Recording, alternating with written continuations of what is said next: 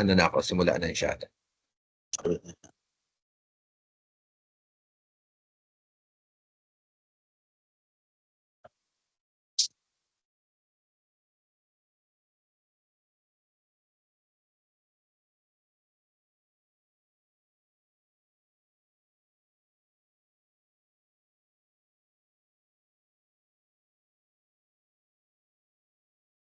طيب، بسم الله الرحمن الرحيم. إن الحمد لله نحمده ونستعينه ونستغفره ونعوذ بالله من شرور أنفسنا ومن سيئات أعمالنا.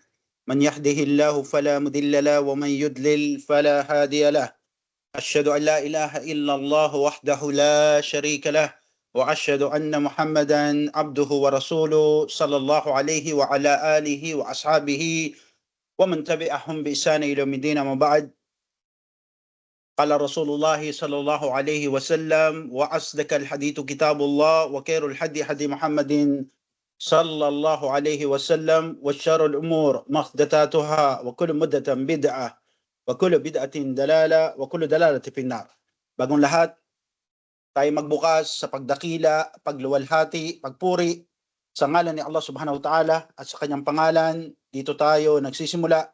Tayo nagbibigay pugay sa kanyang huling sugo na si Muhammad sallallahu alaihi wasallam, sa kanyang kapamilya, sa kanyang kapanalig at sino man ang nagsusunod sa kanya at magsisunod pa hanggang sa huling araw. Sabi ng Propeta Muhammad sallallahu alaihi wasallam, pinakamainam na salita ay ang aklat ni Allah, ang Quran, at ang pinakamainam na gabay na dapat sundan ng isang Muslim, wala nang hihigit pa kundi sa bahagdan na iniwan ni Propeta Muhammad sallallahu alaihi wasallam ang kanyang sunnah. Tunay po na ang pinakamalalang bagay sa buhay dito sa mundo ay ang mula sa sabi-sabi. At lahat ng sabi-sabi ay imbento at lahat ng imbento ay kaligawan at lahat ng mga ligaw ay uhulog ni Allah sa apoy ng impyerno. Nawa ay ilayo tayo ni Allah patungkol dito.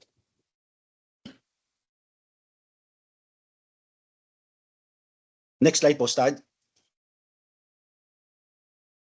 Bilang pagpapatuloy ng ating pagtalakay sa umagang ito, at sa hapon naman sa amin dito sa Pinas, tayo ay tuloy-tuloy pa rin tumatalakay sa aklat ng Sharh al-Asma'ul Husna na isinulat ni Imam As-Sa'di rahimahullah, ang isa sa mga dakilang guro ni Sheikh Shalih Al-Utsaimin. At ang aklat na ito ay pinaliwanag sa atin ni Sheikh Abdul Razak Al-Badr hafidhahullah. Nasabi natin na ito ay merong kinalaman sa ating pinaniniwalaang tiyak o sa ating akida, at may kinalaman sa kaisahan o paniniwala sa pagiging isa ni Allah subhanahu wa ta'ala. Next slide po, Stad.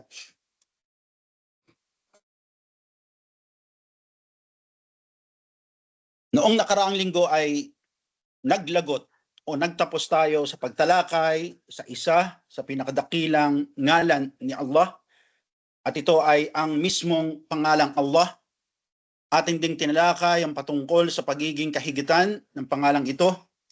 Dahil sa kadakilaan ng ngalang Allah, ito ay nakakabit sa pinakadakilang salita. Walang iba kung hindi ang La ilaha illa Allah. Na sinabi natin na ayon nga kay Sheikh Shalih Al-Fawzan sa kanyang aklat na ito ang susi para ang isa ay pumasok sa Islam.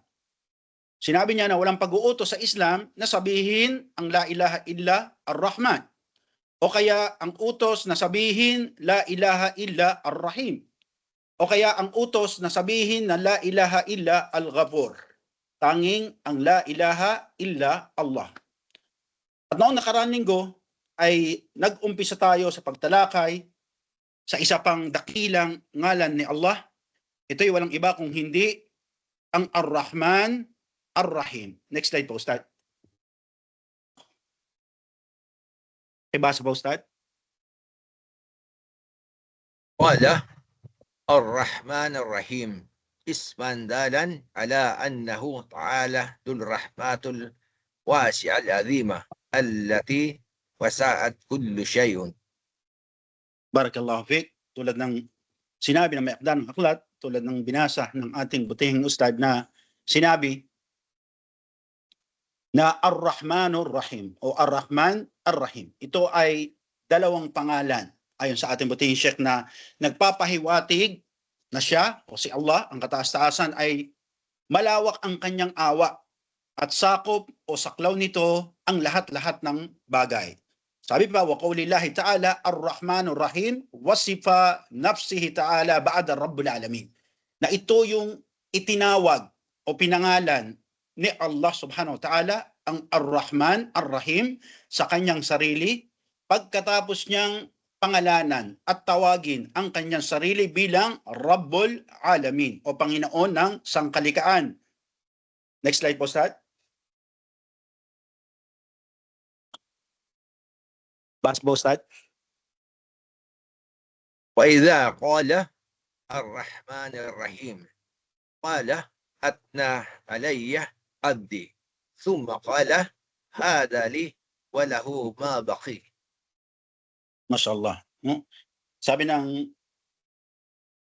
may akda na aklat, rahimahullah, ito ay naiulat din sa aklat ng mga tafsir tulad ng Ibn Kathir, na kapag sinabi niya ni Allah subhanahu wa ta'ala, o kapag sinabi ng alipin sa kanyang panalangin, halimbawa sa Surat Al-Fatiha, Ar-Rahmanur Rahim, sinasabi daw ni Allah subhanahu wa ta'ala bilang jawab o sagot sa nagwika o nagsabi o nagbasa nito, sinasabi niya sa mala o yung grupo ng mas mainam na grupo, walang iba kundi ang mga anghel sa kalangitan, pinagyayabang, pinagmamalaki ni Allah subhanahu wa ta'ala, kapag sinabi natin o sinabi ng isa sa atin, sa ating mga panalangin, Ar-Rahmanur Rahim, sinasabi ni Allah sa mala na pinupuri ako ng aking alipin, tayo pinagmamalaki ni Allah subhanahu wa ta'ala sa kapulungan ng mga anghel sa kalangitan. Pagkatapos ay sinasabi niya, ito daw, o kala Allah Ta'ala na ito daw ay sa pagitan ko at pagitan ng anumang mga natitira. Mabakiya. Na ayon kay Ibn Kathir, rahimahullah, o kahabagan naman siya ni Allah mula sa kanyang aklat ng tafsir sa Surat Al-Fatiha, na kapag sinabi ng isang alipin na Ar-Rahman, Ar-Rahim, na tayo ay binabanggit ni Allah Subhanahu wa Ta'ala. Halimbawa sabihin natin na si Abla Iman ay nagsabi ng Ar-Rahman, Ar-Rahim, sinasabi ni Allah Tabaraka wa Ta'ala na si Abla Iman ay pinuri ako. At ito ay kanyang ipinagmamalaki ang sino mang magsabi ng bagay na ito. Sinasabi ni Allah na ang mga bagay na ito na anuman ang ating kahilingan o anuman ang ating hilingin ay bagay na sasagutin ni Allah Subhanahu wa Ta'ala. Next slide po, Ustad.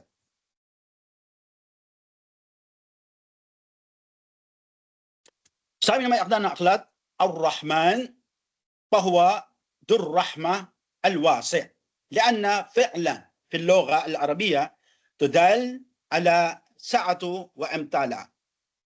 Sabi na may akda na aklat, ang ngalan o salitang Ar-Rahman, siya ang pinagmumulan o pinaka-source, pinanggagalingan ng awa.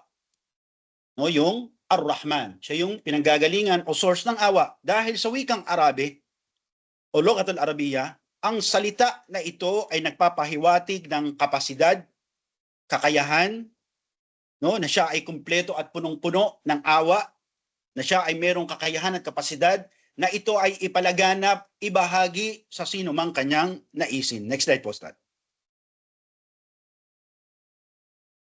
At may iba pang nagpapaliwanag tulad ng binanggit natin nung nakaraan na ang rahma o yung awa ni Allah ay nagbubunga ng iba't ibang bagay o nagreresulta ito ng iba't ibang mabuting resulta.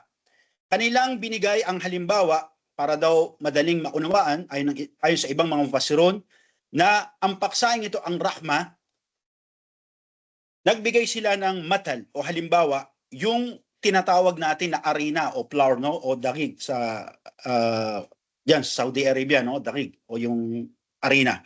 Ito anya ay nagresulta ng maraming masasarap na kakanin. Kanilang sinabi, halimbawa, ang pandesal, ito ay nagmula sa harina. Halimbawa, ang kekat o yung mga cake ay nagmula rin din sa harina. Ang mga puto o yung puto bongbong mula din sa harina. Ang palitaw ay mula din sa harina. At iba pang masasarap na gawa, maari ng panadero o red ribbon at iba pa. Lahat ng kanilang produkto ay nagmula at isa ang pinanggalingan, kundi ang base nito, ang base nito ay harina. Next slide po, Stan.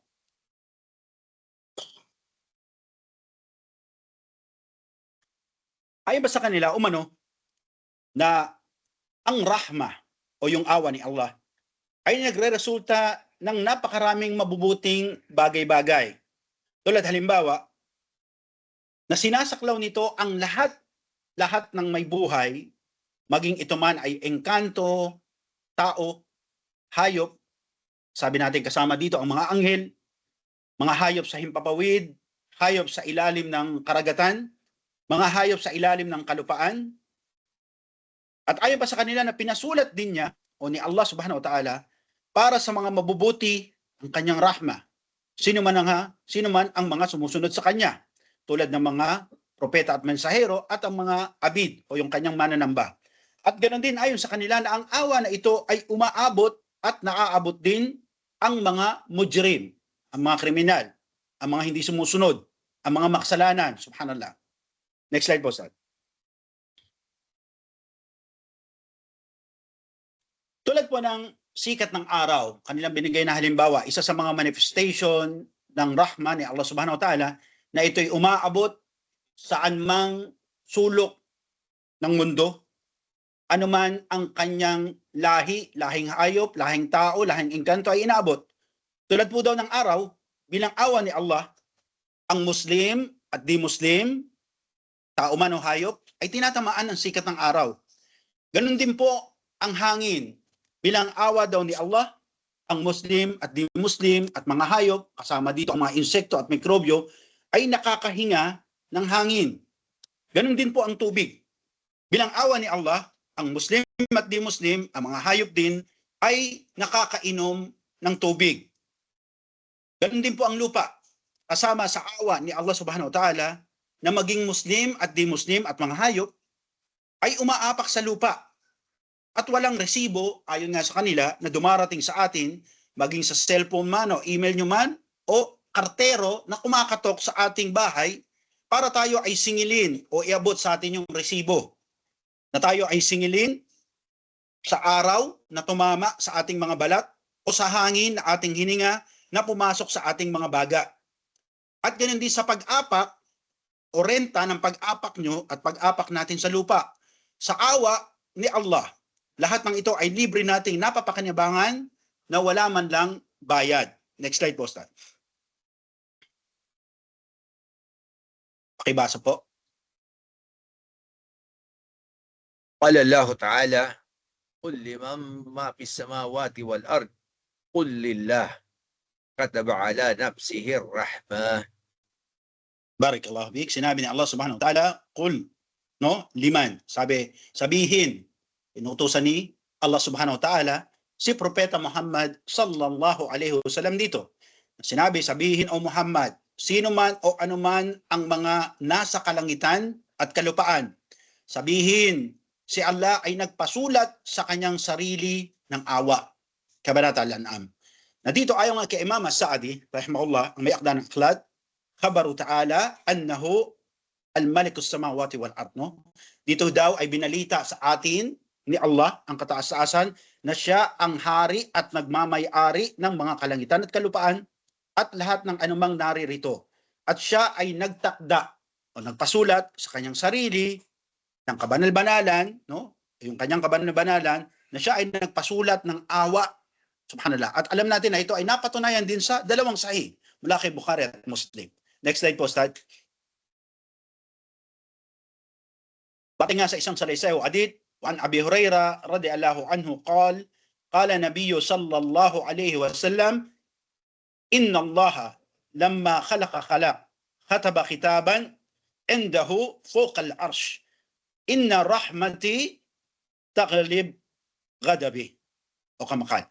Si Abi Hurairah, kalugdan nawa siya ni Allah na nagsabi, na sinabi ng sugo ni Allah sallallahu alaihi wasallam, na sinabi ni Allah tabaraka wa ta'ala, nang nilikha ni Allah ang sangkalikaan, ay pinasulat niya sa panulat, nakasama niya sa taas sa kanyang trono, na ang aking awa ay dinaig o natalo, na overcome yung kanyang galit o yung kanyang puot. At ayon nga sa mga scholar ng Islam, na ang isa sa mga halimbawa na nangingibabaw po ang awa ni Allah, alhamdulillah, na nangingibabaw o nasa ibabaw ng awa ni Allah ang kanyang puot, no? Sabi natin ko ang puot ni Allah, galit ni Allah, nasa baba, nasa ibabaw nito ang kanyang awa. At ito po ay nararamdaman natin dito sa mundo at ganun din sa huling araw o sa kabilang buhay. Next slide po, Ustad. Pakibasa po, Ustad. وقوله كتب على نفسه الرحمة أي العالم العلوي والسافل تحت ملكه وتدبيره. Mashallah, tabarakallah. Dito sinabi ng may akda ng aklat na ang awa ni Allah subhanahu wa ta'ala ay napapangibabawan ng kanyang puot ayon sa kanya, na sinabi ng mga scholar na ito ay nararamdaman natin, sabi nga sa dalawang kapanahunan. Una, ito'y nararamdaman at patuloy nating nararamdaman at nararanasan dito sa ibabaw ng mundo. Nang sinabi ni Imam As-Sa'di, kahabagaw nawa siya ni Allah sa kanyang tafsir, nang sabihin daw ni Allah, kataba ala nafsihi rahmah, na si Allah ay nagpasulat o nagtakda sa kanyang sarili ng awa, na ito do'y nangangahulugan na ang lahat ng nasa kalawakan, mga araw, mga bituin, mga planeta na kanyang pag-aari, na nasa ilalim ng kanyang pamamahala, si Allah ay nagpasulat at nagtakda na mula sa kanya ng awa. At ito ay merong resultang kabutihan, na silang kanyang mga nilikha ay tatanggap ng biyaya at gantimpala, bunga ng awa. Next slide po, Ustad.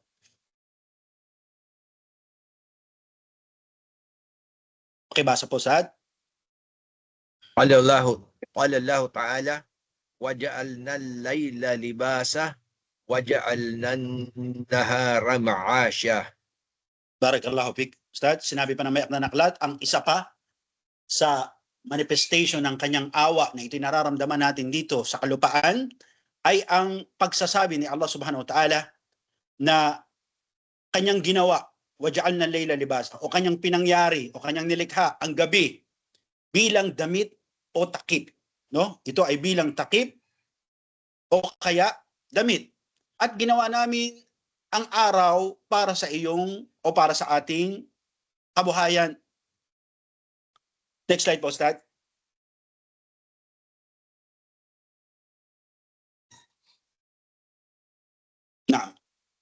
Na kung saan ayon nga sa may akda na aklat na kaya daw ginawa ni Allah subhanahu wa ta'ala ang gabi para ang mga tao, tayo, ganun din ang mga hayop ay makatulog at makapagpahinga. Binabalutan ang paligid ng gabi na ito ay nagsisilbing oras o panahon ng ating pagpapahinga, na dito na kung saan tinakda ni Allah subhanahu wa ta'ala para tumigil ang mga tao, ganun din ang mga hayop, mabangis man o hindi, ng kanilang mga pagkilos. Tumitigil tayo at ganun din napapahinga maging ang paggawa ng ibang mga kasamaan. Next slide po, Ustad.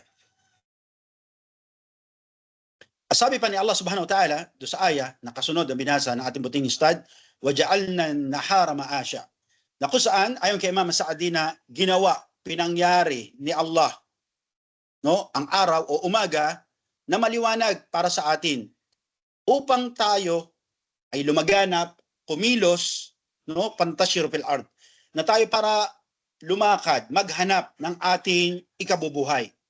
At ganoon din, ginawa ang araw o umaga para magawa natin yung mga gawain dito sa makamundong bagay na pakikinabangan ng ating sarili at ganoon din ang ating mga pamilya. At ganoon din para tayo ay magsagawa ng mga gawaing mabubuti at pagsamba na kalugod-lugod sa mata ni Allah subhanahu wa ta'ala. Next slide po, Ustad.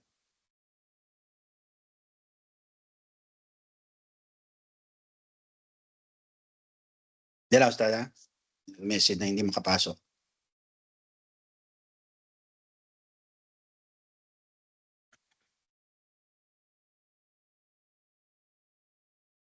Isa na po, kanina pa.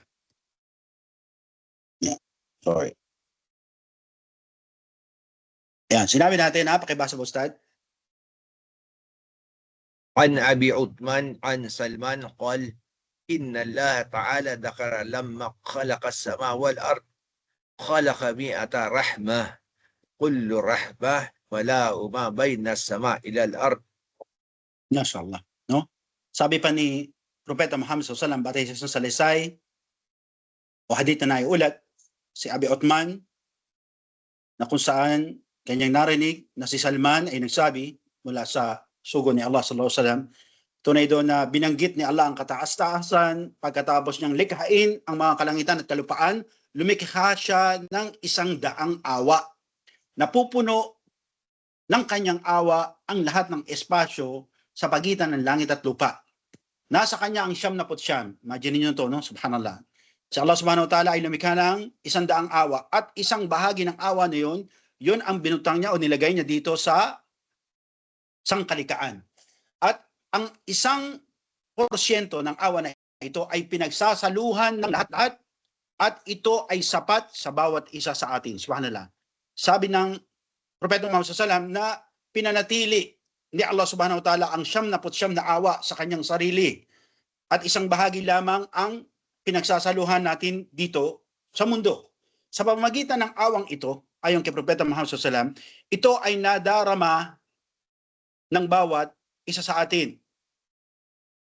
At sa pamamagitan nito ay umiinom ng tubig ang mga mababangis na hayop at mga ibon, at sa pagsapit ng araw ng paghuhukom ayon sa Rasulullah SAW ay kukunin niya ang isang bahagi na ito at pagsasamahin niya at titipunin niya ito muli sa 99 na pinanatili niya sa kanyang sarili. Next slide po. Ganun din sa hadith ni Salman, no, na nagsabi na natagpuan din ayon sa mga ahal kitab, sa mga Yahudi, no, na ang patungkol sa rahman nito ay natagpuan din sa aklat ng Taurah. Ayon sa kanila, natunay na si Allah ay lumalang ng mga kalangitan at kalupaan. Pagkatapos ay lumikha siya ng 100 awa bago pa man likhain ang sangkatauhan. Pagkatapos niyang likhain ang lahat ng sangkalikaan, ay binahagi niya ang isang bahagi ng kanyang awa sa mga ito. At pinanatili niya ang 99 sa kanyang sarili. At ito ang rawaya mula sa mga ahal kitab. At sinabi, pabiha, tarhamon. At dahil sa isang awa na ito na pinaghahati-hatian, pinagsasalu-saluhan natin, sa pamamagitan nito ay nagpapakita tayo ng awa sa bawat isa. Tingnan nyo lang halimbawa, pinakita na halimbawa ng Propeta Muhammad sallallahu alaihi wasallam, na kung saan merong bata na nawala sa Madina noon. At alam natin, sa kapanahon na noon, ay wala pang GPS na pwedeng tignan, sabi natin, sa Starlink, sa satellite, kung nasaan na yung bata. Kaya ang batang ito ay pinahanap ng Rasulullah sallallahu alaihi wasallam sa mga sahabi, radiyallahu anhuma. Na kung saan itong makita, ibinalik to sa ina, o sabi, binalik sa Rasulullah sallallahu alaihi wasallam, at binalik to ng sugo ni Allah sallallahu alaihi wasallam dun sa kanyang ina. At ang ina ay umiiyak na niyakap yung kanyang anak na nawala. No, nasabi na panandalian sa kanyang piling. At sabi ng Rasulullah sallallahu alaihi wasallam sa kanyang mga kapanalig sa mga sahaba, sa palagay nyo ba na ang inang ito ay kayang itapon ng kanyang anak sa apoy? Bala, sabi ng mga sahaba radhiyallahu anhum, hindi po yasugo ni Allah sallallahu alaihi wasallam. Imposible, no? Sabi ni Propeta Muhammad sallallahu alaihi wasallam, si Allah o ang inyong Panginoon ay mas maawain dito. Subhanallah, no? Next slide po, Ustad. Pakibasa, Ustad. قال الله تعالى أولم يروا إلى الطير فوقهم صافات ويقبض ما يمسكهن إلا الرحمن. At ito ba ang binigay sa atin ng putihing may akda ng aklat, rahimahullah, na anya na isa sa mga habag ni Allah subhanahu wa ta'ala na binanggit sa aya sa Quran, no? Merong bahagi o kaparehong ayat sa ibang sura, at ito ay nabanggit sa Suratul Mulk. Sabihin ni Allah subhanahu wa ta'ala, awalam yaraw illa tayr, hindi ba daw natin nakikita, natatanaw, no? Natatanaw yung mga ibon sa itaas nila. Halimbawa yung migratory bird, no? Nakikita nyo na sabay-sabay silang lumilipad, no? Magkakasunod, magkakabuntot, na kung saan sila ay pila-pila. At ang mga ito ay inilalayag yung kanilang pakpak tapos tinutupi, no? Subhanallah. Sabi ni Allah subhanahu wa ta'ala, walang nagpapanatili na sila'y lumulutang sa ere, maliban sa ito ay awa ni Allah subhanahu wa ta'ala, no? Kaya sinabi ng mga nagpapaliwanag na lahat-lahat ng nilikha ni Allah, mula sa kalawakan, anghel, araw, bituin, bulalakaw, hangin, tubig, lupa, apoy, engkanto, tao o hayop, lumilipad ka man, gumagapang, lumalangoy ka man at sumisisid, nasa ilalim ka man ng lupa, maging insekto ka man o bulate o uod na nasa iyong tiyan, bakterya man o virus, ang iba pa ay tumatanggap ng habag ni Allah sa ilalim ng kanyang pamamahala at pag-aari. Next slide po, Stan.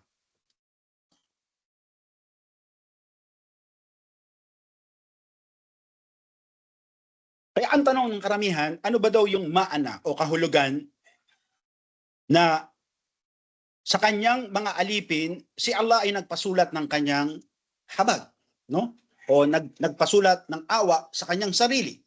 Wa qawluhu kataba ala nafsi rahmah. Yaqulu kada, no? Na sinabi ng may akda na akhlad na ang kahulugan daw na sabihin ni Allah Subhanahu wa Ta'ala, pinasulat niya para sa kanyang sarili ang awa, na sinabi na ito ay pagtatakda, tinakdaan niya ni Allah sa kanyang sarili. At ito ay pinagkaloob niya sa kanyang mga alipin, ang awa, na hindi niya minamadali, subhanallah, no? Na hindi niya minamadali ang parusa sa atin, na kung saan tinatanggap ni Allah Subhanahu wa Ta'ala ang ating mga pagsisisi at pagbabalik loob. Next slide po, Stan. Sabi pa na may akda ng akhlad, tunay na tayo ay kinaawaan, wallahi, ni Allah Subhanahu wa Ta'ala, at wala na sino man ngayon. Meron ba? No? Sabi nga natin, kung ikaw ay humawak sa bagay na haram, no? O kaya sabihin natin, wayadu billah, nakagawa ka ng bagay na haram. Isa sa tanda ng awa ni Allah Subhanahu wa Ta'ala, na sino man sa atin ang magkasala ngayon, naway pangalagaan tayo ni Allah, no? Sino man sa atin ang magkasala ngayon, wala naman sa atin ang tinamaan ng bulalakaw galing sa langit. O halimbawa, gumawa ng kasalanan, tapos pinusasan ka ng anghel at dinala ka sa impyerno. Waya naman, no? Waya dabila. Lahat ng ito, anya, ayon sa may akda ng akhlad, ay bilang tanda ng bahagi ng awa ni Allah Subhanahu wa Ta'ala.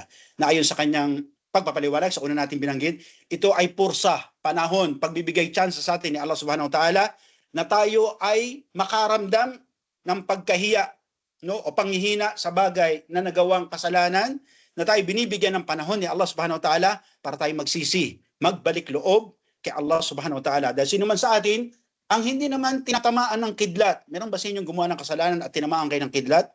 Subhanallah. Next slide po, Sir.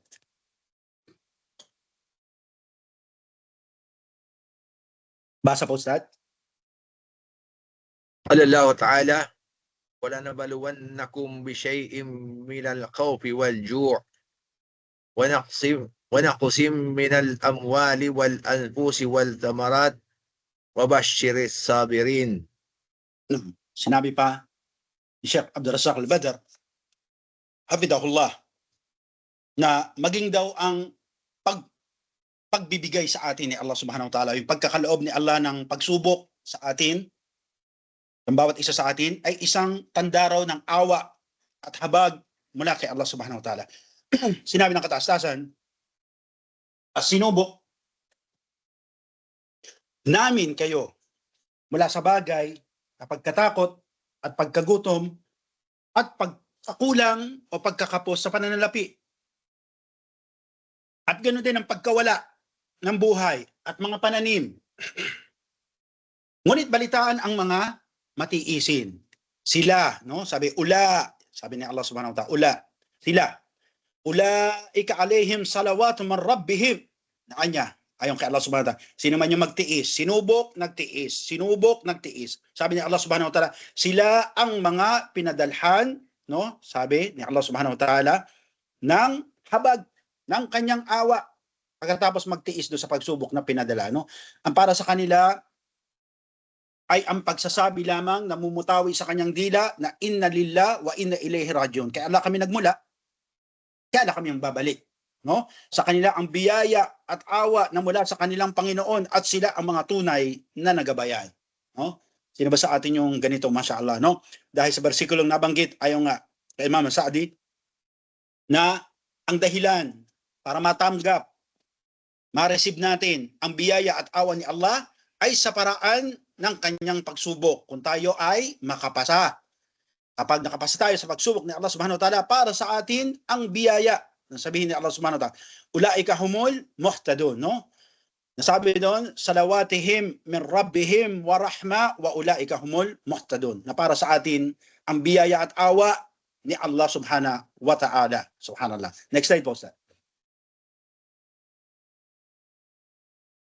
Sinabi pa ng ibang mga nagpapaliwanag o pasiron na ang hikmah ng pagkakaloob ni Allah ng pagsubok sa kanyang alipin ay bahagi ng kanyang awa.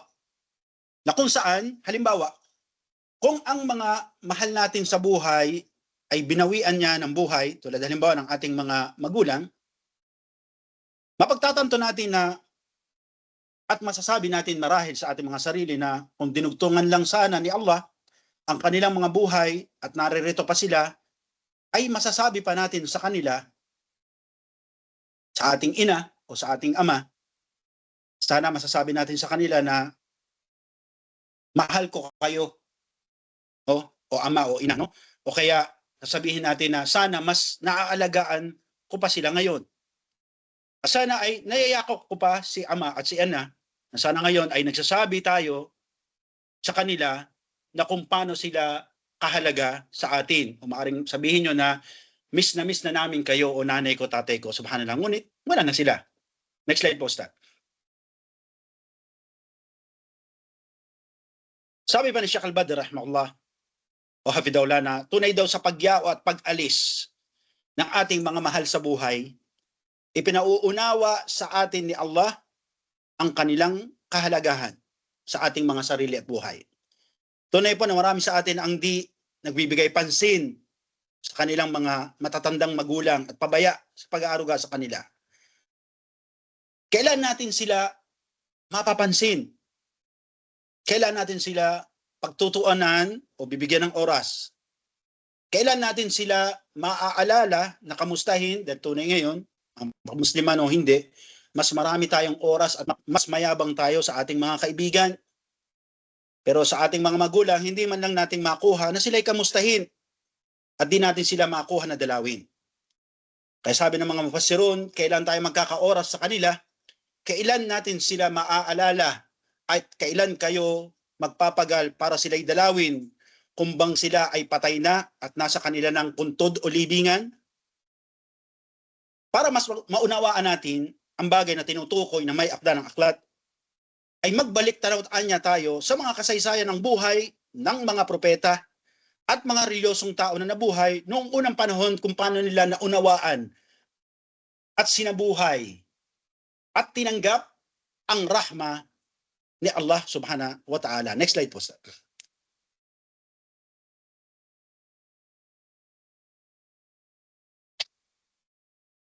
Next slide pa po, sir. One more. Yes. Tulad halimbawa ni Propeta Ayub alayhi salam.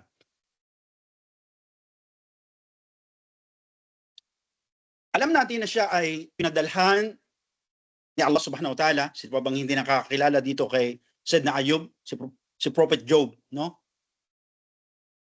Si Propeta Ayub alayhi salam ay puri ni Allah subhanahu wa ta'ala sa kanyang aya, at alam natin na siya ay pinadatnan ni Allah ng malaking pagsubok sa buhay. Ayon nga sa kasaysayan, Ibn Kathir sa kanyang aklat, no, na Qasasul Anbiya o Stories of the Prophet, na malaking pagsubok sa buhay na kung saan nawala ang kanyang kayamanan. Alam natin kung gaano kayaman si Ayub alayhi salam, no? Kung ilan yung kanyang kamelyo, mga bakahan, mga kambingan, at kung ganong kadako, kalaki yung kanyang balay o tahanan, no? Subhanallah. Nawala ang kanyang kayamanan. Nawala din at binawi ni Allah ang mariwasa niyang pamumuhay na dati niyang tinatamasa. At ang kanyang mga anak ay binawi ni Allah subhanahu wa ta'ala sa bunga ng sakuna. Ibig sabihin, namatay sila. At tanging ang asawa lamang ni Ayub alayhi salam ang natira, at pagkatapos nito ay pinadalhan pa siya ni Allah subhanahu wa ta'ala ng sakit sa balat at katawan.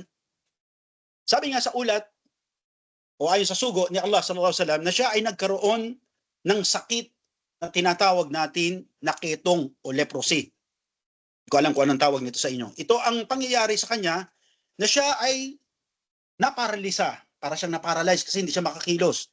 Sabi nga sa ulat, Ibn Kathir, na maging ang kanyang talampakan may sugat, di siya makalakad, di makaupo na maayos, di makahiga. Subhanallah. Ngunit ang kanyang asawa, no, ito yung khairul mata, mashallah, no? Ngunit ang kanyang asawa ay nanatili sa kanyang tabi, patuloy sa kanyang nakisama, at siya ay pinagsilbihan. Subhanallah, no? Akhirul mata. Sabi ng Propeta Muhammad sallallahu alaihi wasallam, ad-dunya mata wa khairul mata, alam niyo na, no?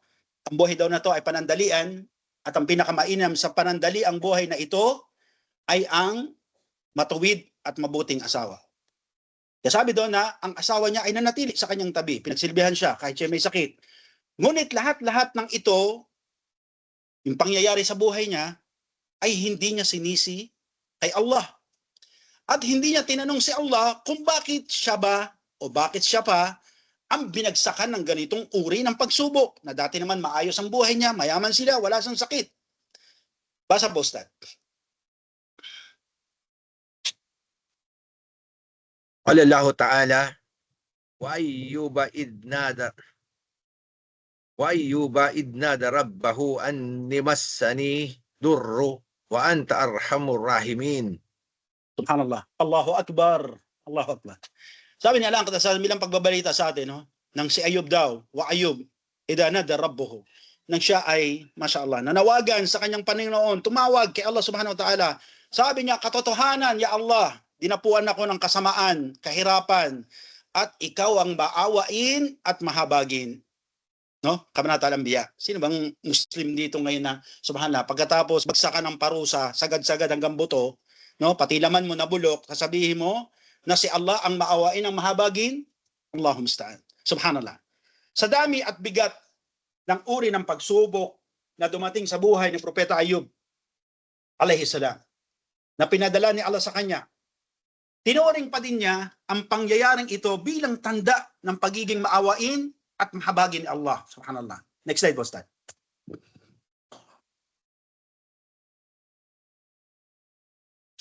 At ayon pa sa kasaysayan, nang lumala ang sitwasyon sa buhay ni Propeta Ayub, sumakaya nawa ang kapayapaan. Lumala ang kanyang sakit, ay mas lumala ang kanilang kahirapan dahil naubos na yung kanyang kayamanan, binawi na ni Allah. Wala na silang ipon, no? Wala nang magasta. Kaya sabi doon, nang lumala yung kanilang kahirapan sa buhay, may ulat na ayon sa Ahl Kitab na nanlilimos na lamang yung kanyang asawa. Ewan ko lang kung sino ang gagawa nito sa inyo, subhanallah, no? Wala nang pera si Ayub, may sakit pa.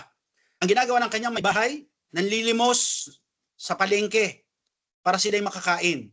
At ayon nga sa ulat na namumulot ito ng mga gulay na mga daot na, no? Gulay at prutas sa palengke na hindi na mabenta. Sabi, maaring nabubulok na, no? At ito yung bagay na nililinis niya, hinahain niya para ipakain sa kanyang may sakit na asawa na sa Propeta Ayub alayhi salatu wassalam, no?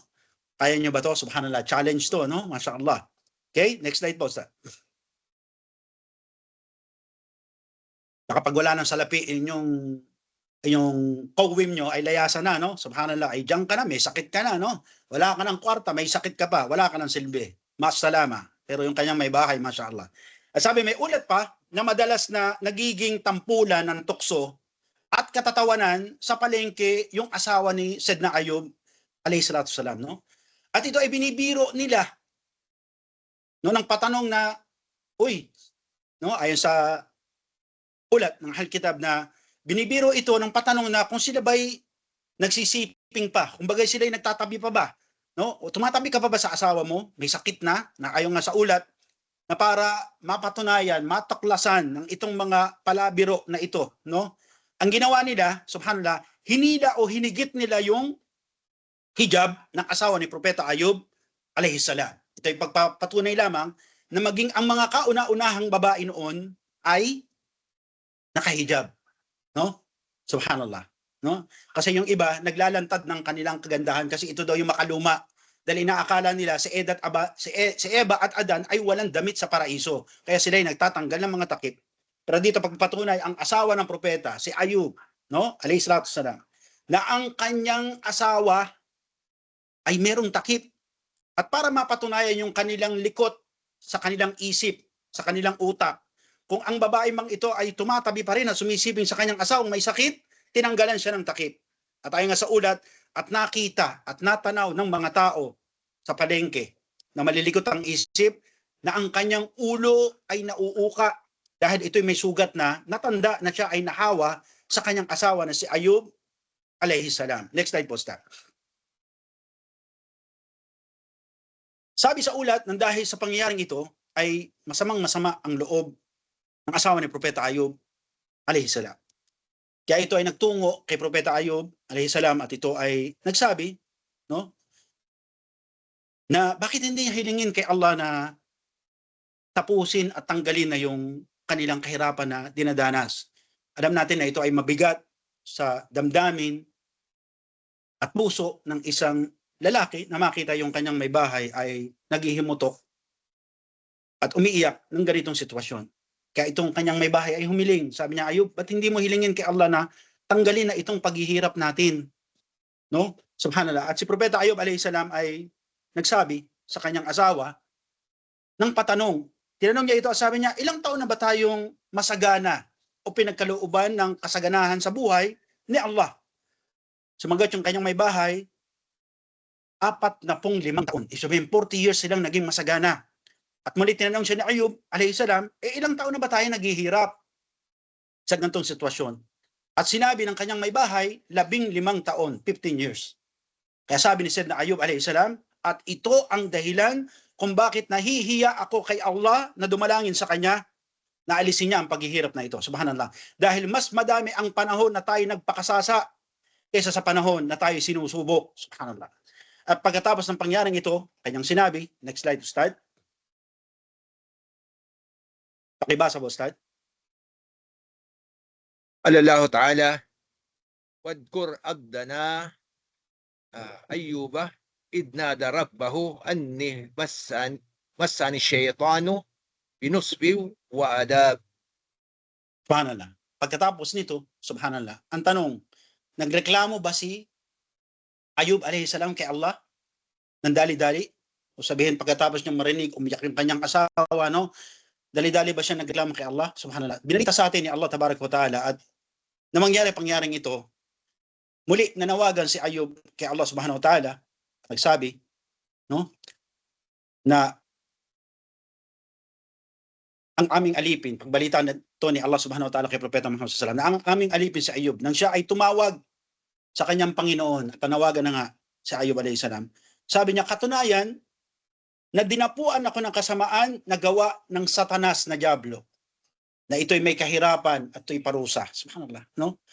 Imbes na isisi ni Ayub ang mga bagay-bagay at ibunton sa iba, umaaring sabihin kay Allah, umaaring sisihin yung bagay na tinakda ni Allah, no?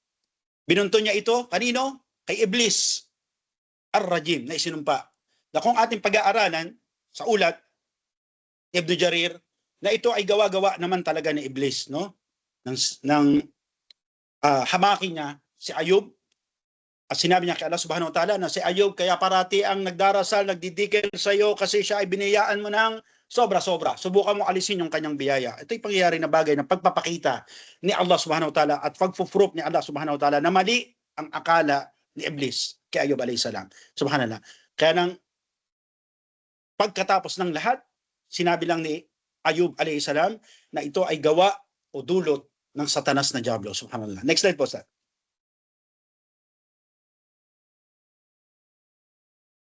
Kaya maaring sabihin ng iba sa atin, brother, yung binabanggit mo naman propeta eh. Natural lang yun, yakang-yaka yan ni Ayub, no? Na malagpasan, propeta nga siya, di ba? Kaya nga siya pinili kasi mataas yung kanyang iman, no? Sabihin mataas yung level ng kanilang sabar. Okay, that's for the sake of discussion. Sabi nga ng Mufassiro na tanawin naman natin yung panahon ng mga tabi'in. Sila yung after the Sahaba, no? Tignan at tanawin natin ang pangyayari sa buhay ni Urwa ibn Zubair, no? Rahimahullah, o kahabagan nawa siya ni Allah. Next slide po, start. Okay? Sabi doon sa kasaysayan na si Urwa bin Zubair ay mag-aaral ni Aisha radhiyallahu anha at ito ay kanyang tiyahin, no? Siya ay supling ng anak ng isa sa mga sahaba, isa sa mga muhajirun na kasama ng Rasulullah SAW na lumikas mula Makkah to Madina. Siya ang supling na kung saan siya ay tinitingala bilang isa sa mga muhaddithin na ayon kay Ibn Hajar, no? Muhaddithin, na siya ay tagapag-ulat ng salaysay mula kay Aisha na nagmula sa Rasulullah sallallahu alaihi wasallam. Sinabi nga sa ulat na noon si Urwa ay inimbitahan ng kaliba, at ang kaliba noon ay si Walid bin Abdul Malik na ayon sa ulat na siya yung ika-anim na kalipa Wallahu ta'ala alam sa ulat na yon. At siya ay nagbula sa Banu Umayyah, ibig sabihin sa angka ng Rasulullah SAW. Noon sa kanyang kapanahunan, ito ay nasa Damascus at inimbitahan niya si Urwa na maglakbay at pumunta sa Damascus.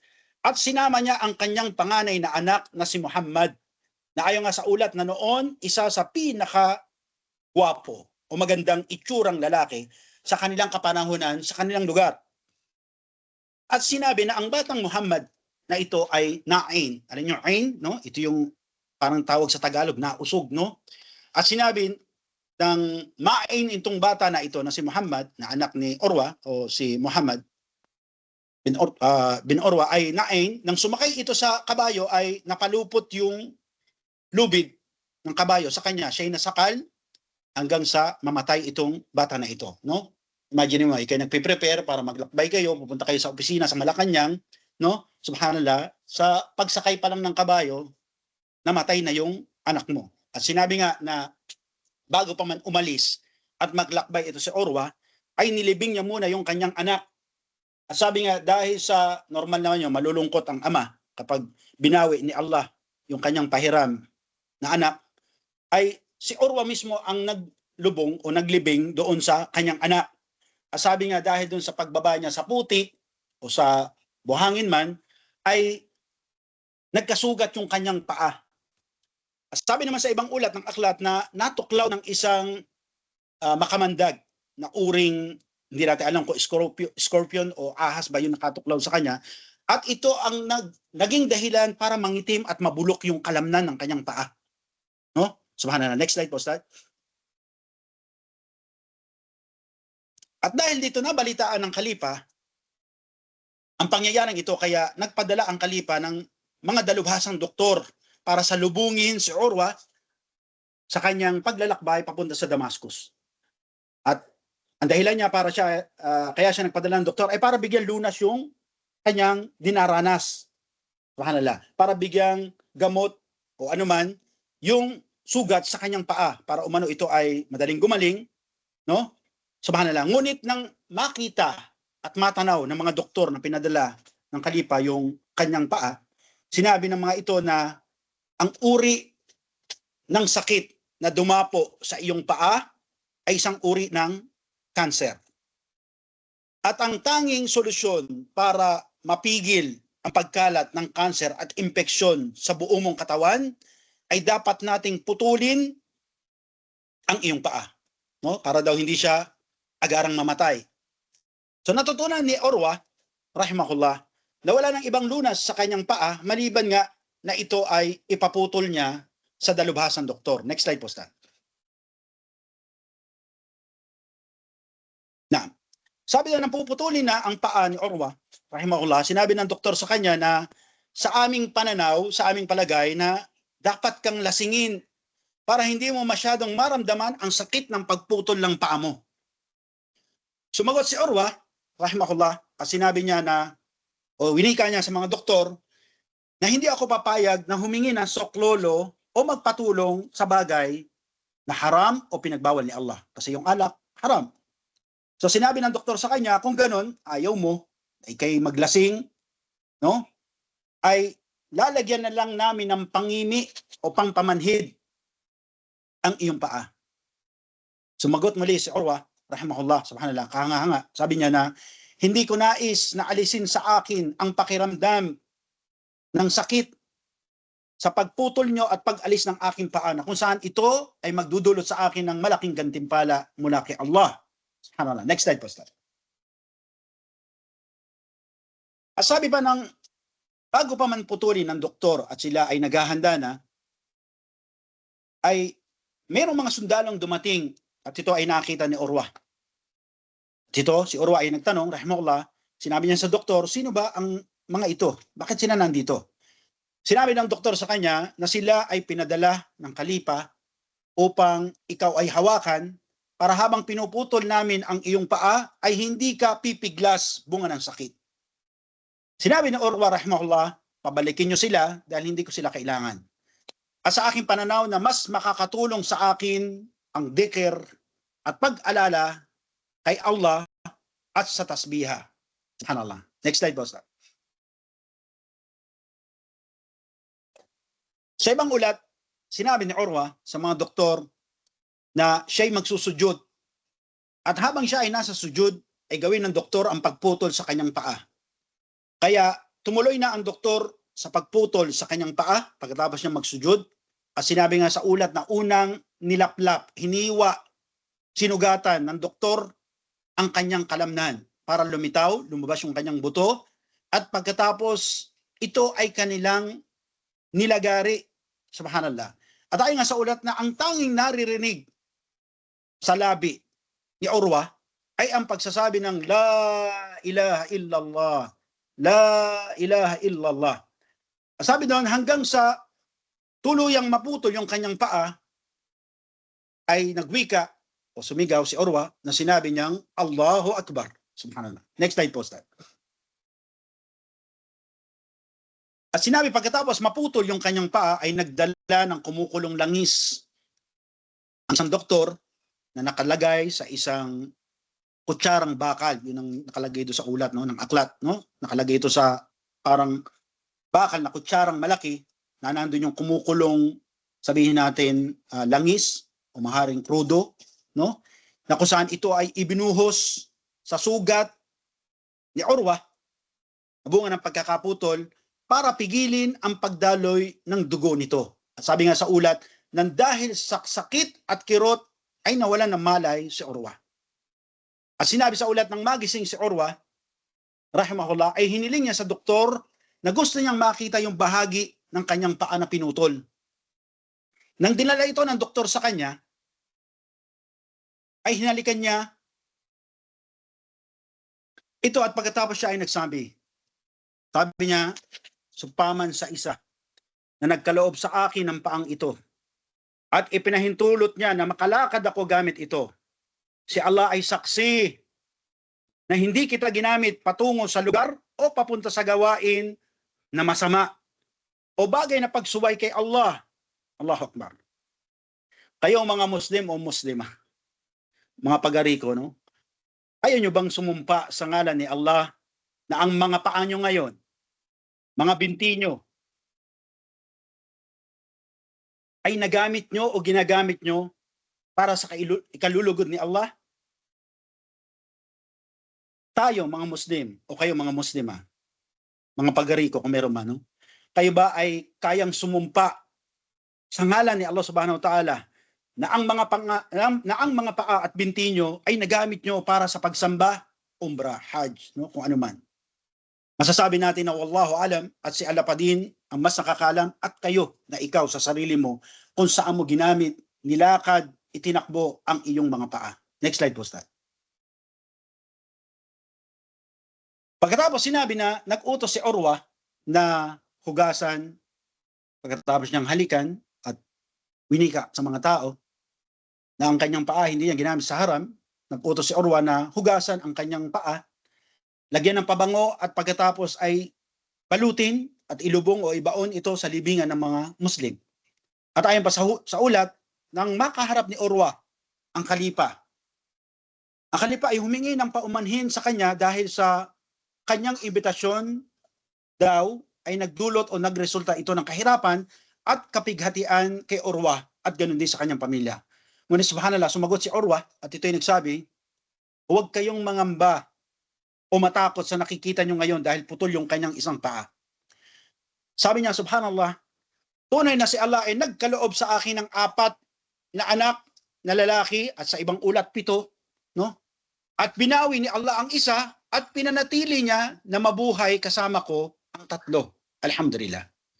At sabi niya pa, sa kalipa, si Allah ay nagkaloob sa akin ng 4, 2 kamay at 2 paa. Binawi niya ang isang paa, kaya ako ay meron pang 3, ibig sabihin 2 kamay at 1 paa. At sabi niya, alhamdulillah. May binawi man siya sa akin na iilan, ngunit nag-iwan siya sa akin ng marami. Bilang awa, subhanallah, no? Bilang awa at habag pa din ni Allah, ay nag-iwan siya ng mas marami sa akin. Allahu Akbar. Next slide po, Ustad. Tunay po na may mga kapatid ko sa Islam, no? Muslim o Muslima. Pilit po tayong tumatakas at tumatakbo sa pagsubok. Marami sa mga tao ay ayaw po ang hirap at gusto lamang ay puro ang sarap. Bakit? Kulangan ng kaalaman, hindi pagkilala sa pangalan at katangian ni Allah bilang siya ang Ar-Rahman Ar-Rahim. At marami pa sa ating mga tao ay ayaw nang sila ay nagkakasakit o miyembro ng pamilya ay nagkakasakit. Ang gusto lamang nila ay paratian lang malulusog ang kanilang pangangatawan at ganoon din ang kanilang pamilya. At marami din sa mga tao sa atin ay ayaw na malulugi yung kanyang negosyo. Ang gusto lamang laging tabo, kumita, no? Kumita ng malaki hanggang sa mabili niya ang lahat-lahat na gusto na gadget ng kanyang mga anak at maipasyal sila kung saan. Subhanallah. Next slide po, Star.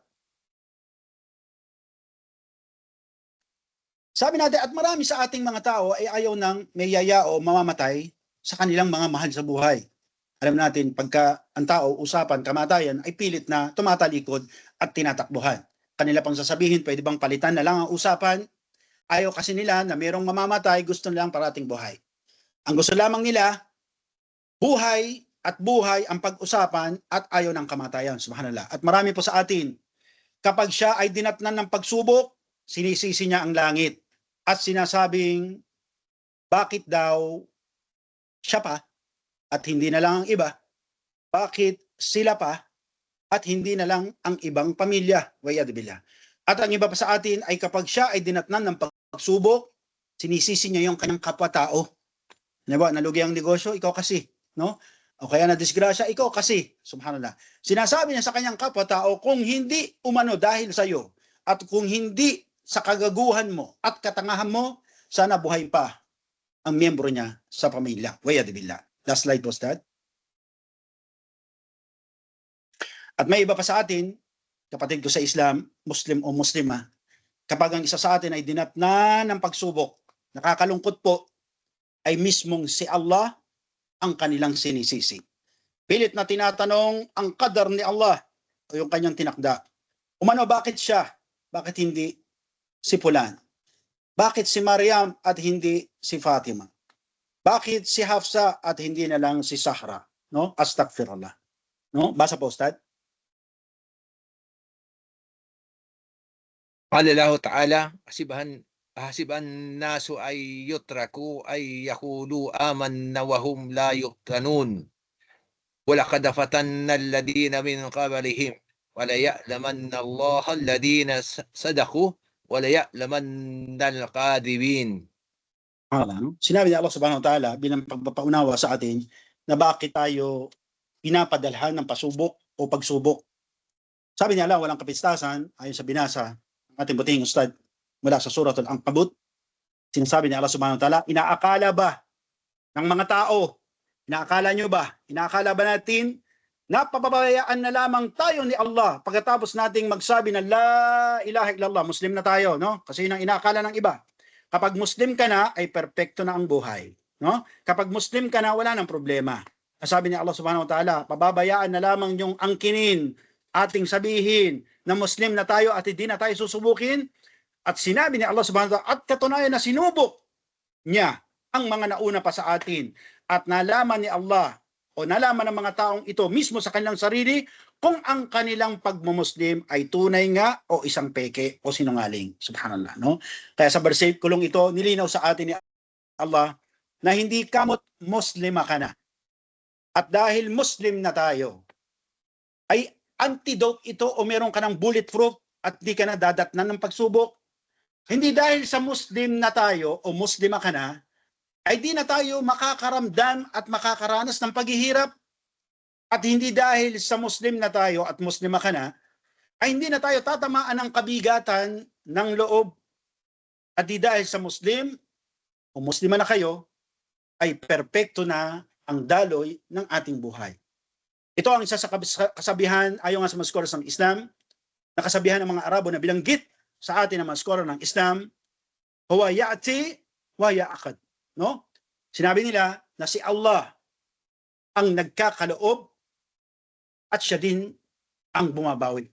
Paalala una sa sarili at ganoon din sa pamilya, mga kapatid ko sa Islam, ang isa sa mga layunin kung bakit natin tinatalakay ang magagandang pangalan ni Allah subhanahu wa ta'ala at tayo nandito na sa paksain ng Ar-Rahman, wala pa tayo sa Ar-Rahim, ay para maunawaan nyo at i-apply sa buhay nyo, at narinig natin ang mga halimbawang binigay sa atin ng Quran at ng mga kasaysayan na naunang matuwid na tao, kung paano nila inunawa, inintindi, isinabuhay ang pagiging Ar-Rahman ni Allah subhanahu wa ta'ala. Hanggang dito lang muna. Subhanaka wa bihamdik.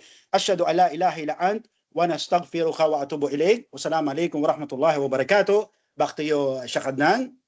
Hayakumullah. Bismillah, alhamdulillah, wassalatu wassalamu ala rasulullah. Abla Iman, baka may gusto pong magtanong, paki-assist na lang po. Inshallah. Yes, Sister Maribeth, merong question yata. O may, sino bang meron? Yung dalawang palaging nagko-question. Yes, Maribeth o Mylene, go ahead. Assalamualaikum warahmatullahi wabarakatuh. Abla and to all Ustad. Ustad, ang tanong ko lang po, question ko lang po, because we know that Allah subhanahu wa ta'ala ay siya ay Rahman, siya ang pinakamahabagin, pinakamawain.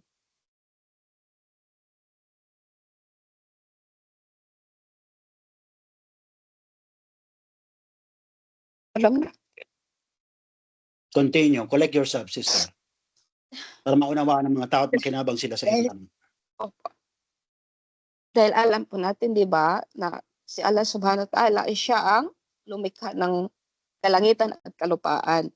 Naway tayo'y isama sa lahat ng sa paraiso, inshallah. Amin. Amin. At ang subaybayan tayo lahat at bigyan tayo ng mabuting kalusugan araw-araw, inshallah. Ustad, how about, itanong ko lang po, tayong mga tao, di ba po, ay depende sa ating mga gawa, depende sa ating mga kung ano ginagawa natin araw-araw dahil siya ay nakakaalam ng lahat. How about po, Ustad, tanong ko lang po, hindi lamang po, ang mga hayop po ba, itanong ko, di ba po may mga mababangis na mga hayop, tulad ng leon, mababangis, hindi tayo basta-basta makaano. At tulad sa ating bahay, mayroon tayong mga alagang mga hayop, manok tulad ng ibon o kaya pusa. Sila din po ba, Ustad, ay halimbawa, makakapasok din po ba sila sa paraiso? Inshallah. Yan lang po ang tanong ko po, Ustad. Salamat po. Bismillah, alhamdulillah, wassalatu wassalamu ala rasulillah wa ala alihi wa sahbihi ajma'in. Kung sino sa inyo nakaatin ng tafsir ng Juzu Amma, no? Tafsir ng Juzu Amma, at aking narinig at nabalitaan na ang karamihan sa atin ay mga advanced na level, no? Maaring nadaanan niya itong tafsir ng Juzu Amma. Maliban lang kung kayo ay absent o may I go out kayo, no? Merong sura na tinawag ni Allah bilang Suratul Naba, no? Suratul Naba. Sasabihin doon ng mga kuffar, no? Sasabihin ng mga kuffar doon sa aya na iyon. Ay sabi na, pakuntum tuturaba, no? Sasabihin, magwi-wish yung mga kuffar na yun, sana naging alikabok na lang kami. Ito ay papapakita na kung gaano ang habag at hustisya ni Allah subhanahu wa ta'ala na maging sa araw ng paghuhukom, hahayaan ni Allah subhanahu wa ta'ala na buhayin niya mag-uli ang mga hayop na may sungay at walang sungay. Na nagsuwagan, sinuwag yung walang sungay, ng may sungay, at ito ay papakitaan ng hustisya ni Allah subhanahu wa ta'ala at pagkatapos gagawin silang alikabok. No? Kaya sasabihin naman kuffar na to, sana naging alikabok na lang ako. Ito ay pagpapatunay na sila muling bubuhayin na mag-uli ni Allah subhanahu wa ta'ala. Sa anong dahilan? Para ipagkaloob sa kanila yung justice between them. No? Pero ang tanong, sila ba'y parurusahan at bibiyayaan? Hindi po sila inatangan ng utos ng tulad ng pag-uutos sa dalawang lahi. Ano ba yung dalawang lahi na yon? Ang engkanto at tao. Sabi ni Allah subhanahu wa ta'ala, ba'da a'udhu billahi minash shaitanir rajim, wa ma khalaqtul jin wal ins illa liya'budun. Makita nyo sa aya na yun, yung pinaka-root word, no? Walang sinabi si Allah subhanahu wa ta'ala, wa ma khalaqtul jin wal ins wal hayawanat, wala. No? Sabi doon, jins, engkanto at tao. Sila ang inatangan ng utos, yuwahdihuhu, na gawing isa, sambahin si Allah bilang iisa. Kaya ang mga anghel nilikha, ayon nga, sa pagtalakay ni Imam Saadi, nilalang sila Una, malalaman nyo sa sensya bilang parang eco-balance, no? Malalaman nyo kung bakit may ahas, bakit may leon, bakit merong scorpion, lahat ito ay eco-balance. Kung wala sila, may masamang mangyayari sa kapaligiran. At lahat ng may disenyo nito ay si Allah subhanahu wa ta'ala. Lahat-lahat, ayon kay Imam Saadi, ginawa ni Allah subhanahu wa ta'ala para sa kaluguran at kapakinabangan ng mga tao. Ikaw, ako, lahat tayo. Kaya may hayop, sabi natin, no, bakit? Para maging eco-balance sila, yung ating gagalawan at papamumuhayan na lugar na ating kinaroroonan at pinapamalagian ay maging balanse. Dahil kung wala sila, hindi balance ang eco o ang environment. Wallahu ta'ala a'lam. Back to you, Sister Iman. Jazakallahu khairan po, Ustad. Ustad. Thank you. Meron pa mga katanungan, mga sisters. Please, pag nag-question kayo, please go straight to the point. Tsaka yung mga questions ninyo is supposed to be na hindi pa nasagot dati na. Kasi usually yung mga questions na naririnig natin is nasagot na ng mga ibang speakers sa mga different lectures natin. So please lang, kung meron kayong mga katanungan which is related to the topic na discuss ni Ustads, doon lamang po tayo mag-focus, inshallah. Any other questions? May mga ibang katanungan pa? Assalamualaikum warahmatullahi wabarakatuh, Abla, Ustad. Assalamualaikum warahmatullahi wabarakatuh. May ano lang ako, confusion lang ako doon sa nabanggit mo, Ustad, about Prophet Ayub. Noon na habang pinuputulan siya ng paa, inayawan niya yung maglasing siya kasi haram, haram 'yon. Tapos nung pampamanhid sa kanya para hindi siya makaramdam ng sakit, ay inaayawan din niya. So ibig ba sabihin nun, yung anesthesia po ba, lahat ng pampamanhid ay haram po yon? Okay, bismillah, alhamdulillah, wassalatu wassalamu ala rasulillah. So sabihin natin, maging yung tanong at nagtanong ay merong confusion itself. Pinaghalo yung kasaysayan ni Ayub alayhisalam bilang propeta at ni Urwa. Si Urwa po yung pinutulan ng paa, hindi po si Ayub alayhisalam. Si Ayub alayhisalam ay pinadatnan ni Allah ng ketong. No, binawi yung kanyang mga anak, kanyang kayamanan, at ang natira sa kanya ay ang kanyang yung adunyal mata, mashallah, no? Yung kanyang asawang mashallah, mashallah. Okay? Yun ang natira sa kanya. Si Urwa po yung pinutulan. Una, sa salaysay, kung tayo ay nakapokus at nakasubaybay, inayawan ni Urwa, no? Rahimahullah, na pamangkin ni Aisha radhiyallahu anha, na isa sa mga muhaddithin. Inayawan niya ang paglalasing dahil alam niya na ito'y haram. At nang alukin siya ng doktor para lagyan ng pangimi, pampamanhid yung kanyang paa, inayawan niya dahil ang sagot niya, sinabi niya ba na ito'y haram? Ang sabi niya, ayaw niyang ma-deprive yung kanyang sarili sa pakiramdam ng sakit na yon ay magdudulot sa kanya ng gantimpala kay Allah. Ito ay daraja ng iman. Ito ay baitang ng iman na kung saan, sasabihin natin, ang level nila ay somewhere else or something else. No? Kasi sabi nga ng mga scholars ng Islam, ang Islam ay merong daraja. Sabi natin, Islam, Iman, Ihsan. Hindi si Abla, no? Islam, Iman, Ihsan. Kaya sinasabi natin, Muslim, Mu'min, Mu'sinun o Mu'sinin. So nandun sila sa estado na kung saan sila ay mga Mu'sinun. No? Yung estado ng kanilang iman, mashallah. Sila yung mga tao na ayaw gumawa ng kasalanan sa mata ni Allah dahil kanilang binabanggit na nakikita sila ni Allah at parang nakikita nila si Allah. Kaya nahihiya silang gumawa ng kasalanan. Ito yung mga bagay na estado ng iman na idalangin natin kay Allah at pagsikapan natin na ating mapuntahan. Kasi yung estado lang ng pagiging mu'min, no, napaka hirap ng arukin. O sabihin natin Muslim. Kasi ayaw nga kay Sheikh Islam bin Taymiyyah rahimahullah, ang pagiging Muslim, ito yung ginagawa mo, yung bagay na inobliga ni Allah. No? Sala, fasting, zakah, no? Hajj. Ito yung nagagawa mo, no? Subhanallah. Ngayon, kung over and above ka ron, nando ka sa estado ng mu'min. Sila po ay ang estado na kung saan hindi ordinaryo yung kanilang iman, no? Ibig sabihin na ang pangingimi o yung pampamanhid ay hindi haram, ngunit mas ginusto niya at minabuti niya. At siya nagdesisyon sa kanyang sarili at sinabihan ng doktor, ayaw ko ng pangingimi kasi ayaw niyang i-deprive ialis sa kanyang sarili yung mararamdaman niya ang sakit at ito ay magbubunga sa kanya ng gantimpala kay Allah. Kaya narinig natin doon sa paksain na kada paghiwa, paglaplap doon sa laman niya, ang narinig sa kanya, la ilaha illallah. Nang nilalagarin na yung paa niya, la ilaha illallah. Nang maputol na yung paa niya, sabi niya, Allahu Akbar. Kasi kung mayroong pangimi at pampamanhid, maaari, wallahu alam, ay hindi niya mababanggit ang mga bagay na papuri at pagdakila na na kanya nabanggit sa kanyang dakila. Wallahu ta'ala alam. Jazakallahu khaira. Back to you, Sister Iman. Jazakallah khair, Ustad. I'm sorry mga sisters, pero over time na tayo. If you have any further questions, pwede niyong i-direct sa akin, then I will discuss it with Ustad Ismail, inshallah. Jazakumullah khairan, Ustad Ismail and Ustad Adan. Assalamualaikum warahmatullahi wabarakatuh. Pwede mo lang i-close, Brother Ustad Adnan.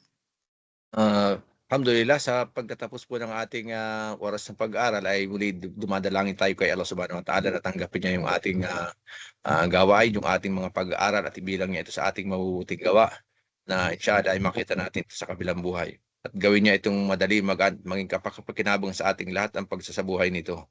At nawa ibilang hindi niya tayo sa lagi nagpapasalamat, humingi ng tawad at nagbabalik loob sa kanya. Subhanakallahumma bihamdika asyhadu an la ilaha illa anta astaghfiruka wa atubu ilaik. Assalamualaikum warahmatullahi wabarakatuh. Waalaikumsalam warahmatullahi wabarakatuh. Assalamualaikum Jazakumullah warahmatullahi wabarakatuh. khairan.